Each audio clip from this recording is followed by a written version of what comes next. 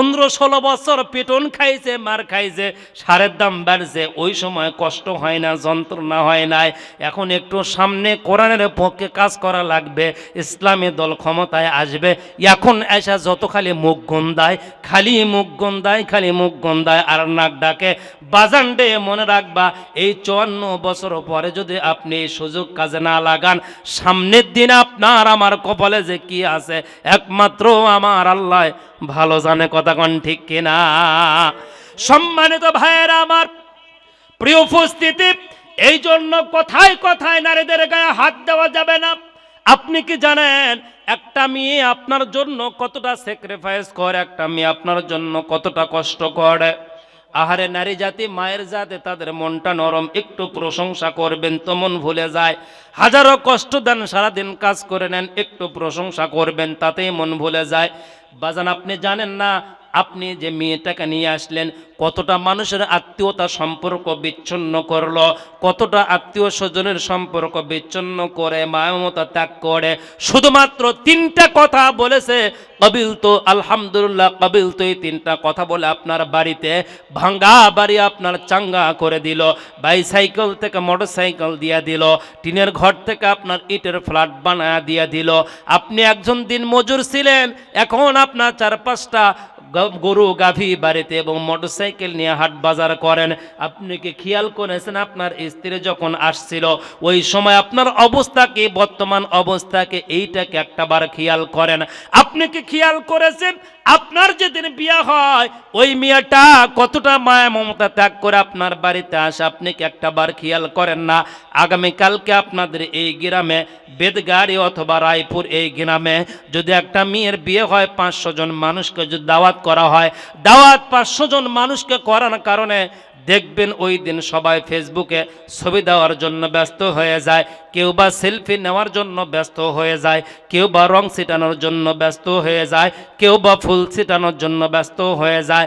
সকল মানুষ খাওয়া দাওয়া, সেলফি আর ফুল ছিটান নিয়ে ব্যস্ত, কিন্তু ওই বাড়ির ভিতরে মাত্র 2টা মানুষ 7 দিন পর্যন্ত ঠিক মতো খায় না। 2টা মানুষেরও কোনো ফেসবুক নাই, 2টা মানুষেরও কোনো সেলফি নাই, 2টা মানুষেরও কোনো ফুল ছিটানো নাই। ওইটার নাম হলো মেয়েটার বাবা আর হলো মেয়েটার মা। কথা বলেন ঠিক কিনা? আমার ভাইয়েরা, 20টা বছর পর্যন্ত মেয়েটাকে লালন পালন করে, কিন্তু যেই দিন বিয়ার দিন তারিখ হয়ে যায় ওই দিন থেকে মেয়েটার সামনে আর বাবা ডাইনিং টেবিলে খায় না। বাবা চোরের মতো খাওয়া দাওয়া করে আর একটা দরজা দিয়ে চলে যায় বাজারে ঘাট করার জন্য, মানুষকে দাওয়াত দেওয়ার জন্য। 7 দিন পর্যন্ত মেয়ের সামনে আর পড়ে না, শুধুমাত্র মেয়ের মাকে বলে কিছু লাগবে কিনা আমার মেয়ের মার কাছ থেকে শুনিও।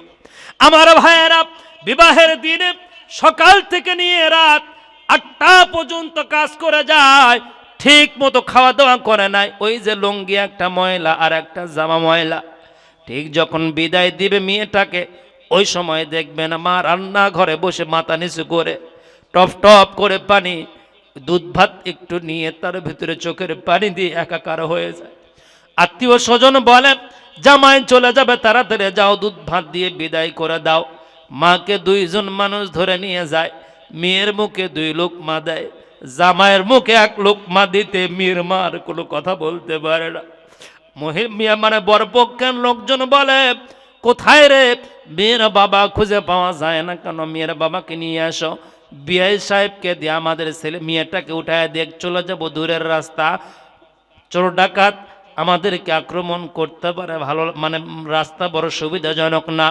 মেয়ের বাবাকে খোঁজার জন্য রান্নাঘর, বেডঘর কোনো জায়গায় পাওয়া যায় না। বাড়ির পেছনে দেখবেন আম গাছ, জাম গাছ, কাঁঠাল গাছের সাথে চাতক পাখির মতো একদিকে তাকায় আর চোখ দিয়ে অজর নয়নে পানি পরে শার্টটা ভিজে যায়। শালা গিয়া বলে দুলা ভাই এতক্ষণ ধরে খুঁজতেছে আপনারা পাই না, দুলা ভাইয়ের জায়গায় চোরের মতো লুকিয়ে আছেন। তখন বলে বলতো আমি কি বাজারে ঘাট করি নাই? বলে হ্যাঁ করেছেন। আমি কি আয়োজন করি নাই? করেছি, আমি সব করেছি। একটা কাজ তুই কর, আমারে দেশ না রে, আমি আমার মায়ের সামনে দাঁড়াইতে পারবো না। এই কথা বলে বলে যা আমার মেয়েটাকে তুই বিদায় করে দে। আমার ভাইয়েরা, তখন ওই শালা হাটটা জরা ধরা বলে দুলা ভাই এইটা কি কোনো সমাজে মানায়? ওরা বলবে জামাই পছন্দ হয় নাই সেই জন্য আপনি যাচ্ছেন না। জোর করে মেয়ের বাবাকে দুইজন দুইটা ডানা ধরে যখন বর পক্ষের লোকজন মেয়ের সামনে যখন নিয়ে আসতে থাকে, মেয়েটা দূর থেকে মানুষের ভিড়ে বাবা আসার দৃশ্য দেখে চিৎকার দিয়া বলে, আব্বা 7টা দিন হয়ে গেল চোরের মতো পালায় পালায় করল, আমার সামনে আসেন না কেন আব্বা, আমার সামনে আসেন না কেন আব্বা, আব্বা 7টা দিন হয়ে গেল আমার সাথে কথা বলেন না, টেবিলে খান না।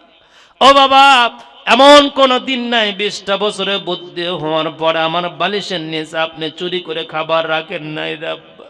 আব্বা আপনি না আমারে বলেছিলেন মা জীবনের প্রথম তুই আমার আব্বা বলে ডেকেছিস, আমার ছোট্টবেলায় মা মারা গিয়েছে, তুই আমার মা। এই কথা বলে মেয়েটার হাত যখন জামার হাতে ধরা দেয় দিয়া বলে, বাবা আমি আমার সময়কে তোমার হাতে দিলাম না, আমার কলিজা সেরা ধনকে দিয়ে দিলাম বাবা। বাবা আমার মেয়ে বোঝে না, আমার মেয়ে তেমন কাজকর্ম পারে না, কষ্ট দিও না রে বাবা। এই কথা বলে মেয়ের মা মেয়ের বাবা, আমার ভাইয়েরা কত বিবাহ শাদী আছে সেন্সলেস হয়ে পড়ে যায়, জ্ঞান থাকে না। ওই সময় বান্ধবীরা এসে বলে, বান্ধবীরে তুই নাই আর স্কুলে যেতে ভালো লাগবে না, আমরাও যাব না। জোর করে সেন্সলেস অবস্থায় যখন গাড়িতে উঠায়, পেছন দিকে 7-8 বছরের একটা ছোট্ট ভাই চিৎকার দিয়ে গাড়ির পিছনে দৌড়ায় আর বলে, আফা বাদাম নিয়ে মারামারি করলে তুমি না আমাদের বিচারে সালিশ করতা, তুমি না বাড়ির প্রধানমন্ত্রী ছিলা, বিচারে বধে ছিলা। আপা আজকে রাত থাকো, আমার মা সেন্সলেস, আমার বাবাও সেন্সলেস, মনে হয় বাঁচবে না, সারাটা দিন কোনো কিছু খায় না, আপা আজকে তুমি যাও না। কত মেয়েরা আছে জানালা দিয়া বারবার মামা খালো ফুবাকে ডাক দেয়, তবুও 3টা কথা বলার কারণে সব মায়া মমতা ত্যাগ করে আপনার বাড়িটাকে আলোকিত করে। কথা বলেন ঠিক কিনা? আমার ভাইরা খবরদার মা বোনদের কষ্ট দিবেন না, স্ত্রীদেরকে কষ্ট দিবেন না, তুচ্ছ বিষয় নিয়ে গাড়ি দিবেন না। প্রত্যেকটা মেয়ের পেটে নবী রাসূল আসছে, ওলামায়ে দ্বীন আসছে, রাজনীতিবিদ আসছে, সমাজ পরিবর্তন করা লোক আসছে। নারীদেরকে সম্মান করবেন, আল্লাহ রসুলকে সম্মান ইজ্জত করার সমান সমপরিমাণ সব আল্লাহ পাক আপনাকে দিয়ে দেবে। আমার মায়েরা আমার বোনেরা, আপনারাও স্বামীদেরকে শ্রদ্ধা সম্মান করবেন, অযথা তুচ্ছ বিষয় নিয়ে তাদের সাথে মনোমালিন্য কথা কাটাকাটি করবেন না। আল্লাহ তাআলা আমাদের সবাইকে সহনশীল হবার তৌফিক দান করে দেখ, জোরে বলেন আমিন।